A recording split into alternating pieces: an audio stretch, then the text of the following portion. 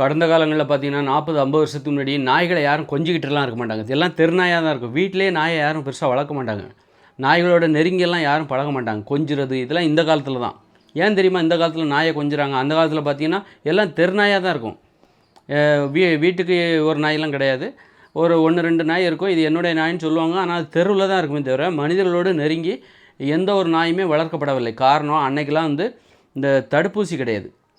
இன்றைக்கி நாய்களுக்கு போடுகிற தடுப்பூசி போடுறதுனால தான் நமக்கு ஒரு பயம் இல்லை. இப்போ பார்த்திங்கன்னா நாய்கிட்ட நமக்கு ஒரு அச்சுறுத்தல் இருக்குது. என்னென்னா இன்றைக்கி காலைல நான் ஒரு நாய்க்கு பிஸ்கட் கொடுத்தேன். அது பிஸ்கட்டை கடிக்கிறேன்னு சொல்லி லைட்டாக என் விரலை கடிச்சிட்டா மாதிரி தோணுச்சு. ஆனால் ரத்தம் எதுவும் வரல. ஆனாலும் எனக்கு ஒரு பயம். அப்போ பக்கத்தில் உள்ளவங்களை கேட்டேன், ஆனால் ரத்தம் எதுவும் வரல, உனக்கு எதுவும் ஆகாதுப்பா, பயப்படாத. ஏன்னா ஒரு நாய் கடிச்சதுன்னு வச்சுக்கோங்களேன், அது உங்களுக்கு உடனே தெரியாது. அந்த வைரஸ் உடம்புக்குள்ளே இருக்கும்.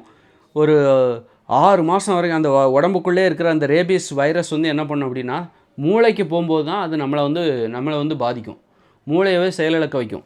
அதனால தான் பார்த்திங்கன்னா மூளை நம்ம கட்டுப்பாட்டில் இல்லாமல் வித்தியாசமாக நாய் மாதிரி பண்ண ஆரம்பிச்சிருவாங்க. அதனால் நாய் கடித்த உடனே, ஒரு பாம்பு கடித்த உடனே செத்து போகிற மாதிரி நாய் கடித்த உடனே அந்த விஷம் நம்மளை பாதிக்கும் அப்படின்லாம் கிடையாது.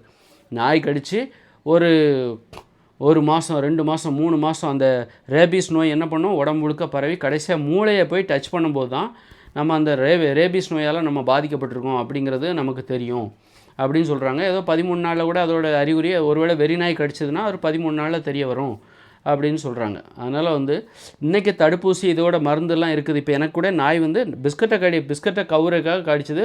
பல் ரத்தம்லாம் எனக்கு சுத்தமாக வரல.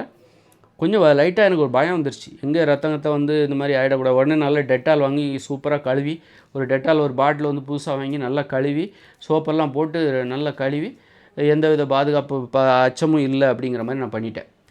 ஏன்னா ரத்தம் எதுவும் வரல, காயம் எதுவுமே இல்லை. என்னென்னா அது பிஸ்கட்டை தான் ஒரு பாசத்தோடு கவும்போது இப்போ அந்த பல் தெருநாயில் பட்டது. அதனால் தெருநாய் அது அதனால் அதுக்கு ஒன்றும் தடுப்பூசி எதுவும் போட்டிருக்க மாட்டாங்க. ஆனாலும் நம்ம ரொம்ப எச்சரிக்கையாக இருக்கணும். இந்த காலத்தில் நம்ம ஏன்னா இதுக்காக போய்ட்டு நம்ம தடுப்பூசி போட முடியாது. எதுக்காக தடுப்பூசின்னு கேட்பாங்க. வெறிநாய் கடியான்னு கேட்பாங்க. அது வெறிநாயும் கிடையாது, சாதாரண தெருநாய் தான். இருந்தாலும் நம்ம அதுக்காக ரத்தம் எதுவும் இல்லைப்பா, அதனால உனக்கு தடுப்பூசி தேவையில்லைன்னு சொல்லிடுவாங்க. அதனால சரி நம்மளாவது ஒரு சுய பாதுகாப்பு அப்படின்னு சொல்லிட்டு இந்த மாதிரி சோப்பு அப்புறம் டெட்டால்லாம் போட்டு சுத்தமாக கழுவிட்டேன். அதனால் இந்த காலத்தில் நமக்கு ரேபீஸ் தடுப்பூசி இருக்கிறதுனால தான் இந்த காலத்தில் நம்ம நாய்களுக்கு அந்த தடுப்பூசியை போட்டுட்டு நம்ம நாய்களோட கொஞ்சிரும்.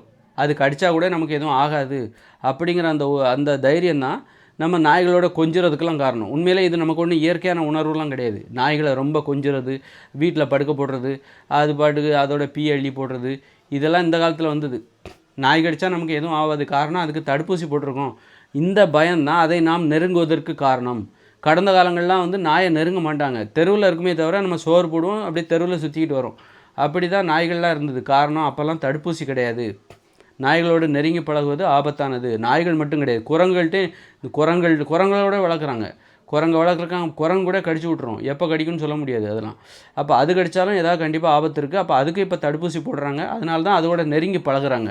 அதுபோல் பூனையை கூட நெருங்கி பழகுறாங்க, கொஞ்சிறது. அது பூனை கூட கடிக்கக்கூடிய ஆபத்து அதிகமாக இருக்குது. டக்குன்னு கடிச்சிடும், ஏதோ ஒரு நினப்பில் டக்குன்னு கடிச்சு விட்றோம். அது கூட நமக்கு ஆபத்து. இப்போ அதுக்கு தடுப்பூசி போடுறாங்க. இந்த மாதிரி தடுப்பூசிகள் தான் நம்ம செல்ல பிராணிகளை தூக்கி வச்சு கொஞ்சிறதுக்கு காரணமாக இருக்குது. அப்போ இந்த தடுப்பூசிகள்லாம் எதிர்காலத்தில் இருக்குமா? ஏன்னா கடந்த காலத்தில் இல்லை. இப்போ இடையில தான் ஒரு 40-30 வருஷத்துக்கு முன்னாடி தான் இந்த தடுப்பூசிலாம் வருது. இந்த மருத்துவம் இந்த மாதிரி வளர்ச்சி அடைந்திருக்கு. அதனால தான் நம்ம செல்ல பிராணின்ற பேரில் நாய், பூனை, குரங்கு, இன்னும் பார்த்திங்கன்னா முதலையெல்லாம் வளர்க்குறாங்க, சிறுத்தைகளை வளர்க்குறாங்க, சிங்கத்தை வளர்க்குறாங்க. சிங்கத்தெல்லாம் பார்த்திங்கன்னா அரேபியாவில் வளர்க்குறாங்க, சிறுத்தைகளை வளர்க்குறாங்க. இதெல்லாம் கண்டிப்பாக எப்போதும் ஒரே மாதிரி இருக்கா, டக்குன்னு கடிச்சு விட்ரும். அப்படி இருக்கும்போது அதுலேருந்து தப்பிக்கிறதுக்காக அதுக்கு தடுப்பூசி போட்டிருக்காங்க. அதனால தான் அதெல்லாம் நெருங்கி வளர்க்குறாங்க. இதெல்லாம் நெருங்கி வளர்க்குறது மனிதனோட ஆசைன்னெலாம் தற்காலிகமான ஒரு ஆசை. இப்போ எதிர்காலத்தில், இப்போ கடந்த காலத்துலையும் இல்லையா நெருங்கி பழகலை. கடந்த காலத்தில் தடுப்பூசி இல்லை, அதனால் மனிதர்கள் இந்த மாதிரி உயிரினங்கள்கிட்ட நெருங்கி பழகலை. இப்போ எதிர்காலத்தில் 2040 அப்புறம் தற்போதுள்ள இயந்திர அறிவியலும் செயலிழந்துடும். அதன் பிறகு இயற்கையோடு இணைந்த மனித வாழ்க்கை வரப்போகுது. அப்படி இருக்கும்போது அங்கே மருத்துவம் கிடையாது. 2040 அப்புறம் இந்த இயந்திர அறிவியலும் படிப்படியாக ஃபெயிலியர் ஆகிடும். ஏன்னா இது ரொம்ப பாதுகாப்பான உலகம் கிடையாது. இங்கே மகிழ்ச்சியாக வாழ முடியல. இங்கே நிறைய ஆபத்துகள் இருக்குது, போர்கள் நடக்குது, விபத்துகள் நடக்குது, இப்படி நிறைய அடிமைத்தனம் அதிகமாக இருக்குது, நோய்கள் பெருகிட்டே இருக்குது. எதுக்குமே தீர்வு இல்லை. இங்கே மகிழ்ச்சியாகவே வாழ முடியாது. வாழ்வதற்கு தகுதியற்ற உலகம் இது. பார்ப்பதற்கு தான் இது அழகாக இருக்கும், பிரம்மாண்டமாக இருக்குமே தவிர இந்த உலகத்தில் வாழ முடியாது அப்படிப்பட்ட உலகம் இது. இதில் வாழ வேண்டுமென்றால் உங்களுக்கு பணத்தை கட்டணமாக கொடுக்க வேண்டும். இந்த இயந்திர அறிவியல் நீங்கள் மகிழ்ச்சியாக வாழணும்னா பணத்தை கட்டணமாக கொடுக்க வேண்டும். பணம் எல்லோரிடமும் இல்லை. அதனால் இது ஒரு சாராருக்கான உலகமாகத்தான், யாரிடம் அதிகமாக பணம் இருக்கிறதோ அவர்களுக்கான உலகமாகத்தான் இந்த இயந்திர அறிவியல் உலகம் இருக்கிறது. பெரும்பான்மையானவர்களுக்கு இந்த உலகம் என்றைக்குமே மகிழ்ச்சியான உலகமாக மாற முடியாது. அனுபவங்களின் வாயிலாக இந்த உலகம் மனிதர்களுக்கு ஏற்புடையது அல்ல என்று மனிதர்கள் ஒரு மனதாக முடிவு செய்து இந்த இயந்திர அறிவியல் உலகத்திற்கு இனிமேல் எங்களுடைய ஆதரவை தர மாட்டோம் என்று சொல்லி இதை அப்போ சொல்லி இனிமே பிறக்கிற குழந்தைகள் இந்த உலகத்தில் இந்த இயந்திர அறிவியல் உலக நடைமுறைகள் மீது ஆர்வம் காட்டாமல் அதனால் இது ஃபெயிலியர் ஆகிடும். கல்வி படிப்பு இதிலெல்லாம் ஆர்வம் காட்ட மாட்டாங்க. இந்த டாக்டர் ஆகணும், இன்ஜினியர் ஆகணும் அப்படிங்கிற அந்த ஆர்வம்லாம் அவங்களுக்கு இருக்காது. மகிழ்ச்சியாக வாழணும், ஜாலியாக வாழணும், காதலிக்கணும். அந்த 16 வயசில் ஒரு ஆள் இல்லாமல் இருக்கிறது, எனக்குன்னு ஒரு ஆளுன்னு சொல்லிக்கிறதுக்கு இருக்கணும். இல்லைன்னா எனக்கு ஒரு தாழ்வு மனப்பான்மை, காதலிக்கணும், அப்போ 20 வயசில் கல்யாணம் பண்ணணும், பிள்ளைகளை பற்றிக்கணும், 40 வயசில் 2-3 குழந்தைகளை பற்றிக்கிட்டு இந்த மாதிரி 40 வயசில் தாத்தாவாயிடணும் அப்படிங்கிற மாதிரியான ஒரு வாழ்க்கைக்குள்ளே இனிமே போயிடுவாங்க. அர்த்தமுள்ள ஒரு வாழ்க்கையாக அது மாறப்போகுது. அதனால தான் இந்த உலகம் அப்படின்னா இந்த இயந்திர அறிவியல் உலகம் ஃபெயிலியர் ஆகிடும். இந்த உலகங்கிறது நம்ம தியாகம் பண்ணி இந்த உலகத்துக்கு முட்டு கொடுத்து இந்த உலகத்துக்காக கஷ்டப்பட்டு பாலம், ஃப்ளைட்டு, கப்பல் எல்லாத்தையும் கட்டினா தான் இந்த உலகம் நிற்கும், உயிரோடு நிற்கும். நம்ம பாட்டுக்கு நம்ம பாட்டுக்கு காதல் கல்யாணம்னு போயிட்டோன்னு வச்சுக்கோங்க, இந்த உலகத்துக்கு அதுக்கப்புறம் யார் முட்டு கொடுப்பாங்க, யார் நிற்கும், இது டப்புன்னு விழுந்துடும், ஃபெயிலியர் ஆகிடும். அதனால் 2040 இந்த உலகம் ஃபெயிலியர் ஆகிடும். அதுக்கப்புறம் இயற்கையோடு இணைந்த மனித வாழ்க்கை வரப்போகுது. அங்கே பார்த்திங்கன்னா பள்ளிக்கூடம் கிடையாது, கல்லூரி கிடையாது, மருத்துவமனை கிடையாது, மருந்துகள் கிடையாது, மருத்துவர்கள் கிடையாது, தடுப்பூசிலாம் கிடைக்காது.